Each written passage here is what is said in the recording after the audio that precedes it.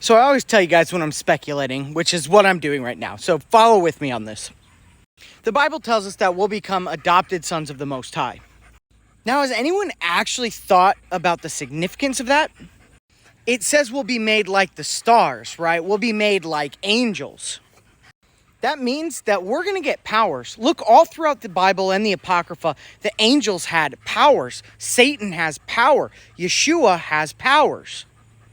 And I'm not talking about like little insignificant piddly powers. I mean like superhero powers. Like they can fly and shapeshift and stuff. I mean like serious power. In fact, in the book of Jasher, we get a lot more information about the story of Abraham and Isaac, for one.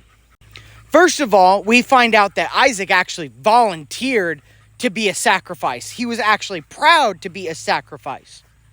Then we also find out that Satan tries to stop Abraham from sacrificing Isaac. Satan actually shapeshifts into an old man and tries to come to Abraham. And he's like, hey, God would never tell you to sacrifice your own son. But Abraham saw through it. He knew it was Satan.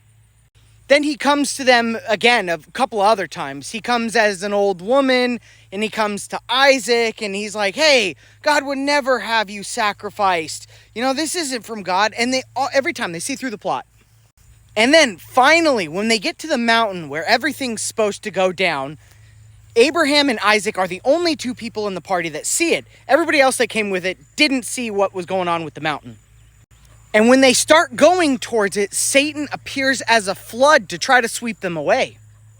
So that means Satan can turn into people, men, women, child, beautiful, ugly. He can turn into inanimate objects. He can even turn into floodwaters.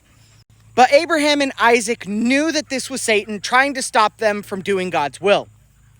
I find that to be very interesting.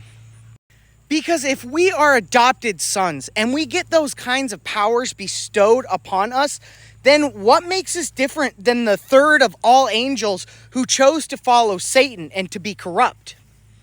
I mean, if we can't control our own flesh, how could we be controlled with powers like that? Imagine how most people would use those powers.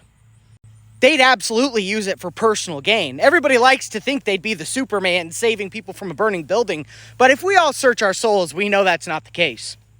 So when we're being tested on this world, we're being tested to deny our flesh, to see if we can deny ourselves. Because if we can't even be trusted with something like not eating bacon or not denying our sexual passions, how the heck could we be trusted with superpowers? Food for thought.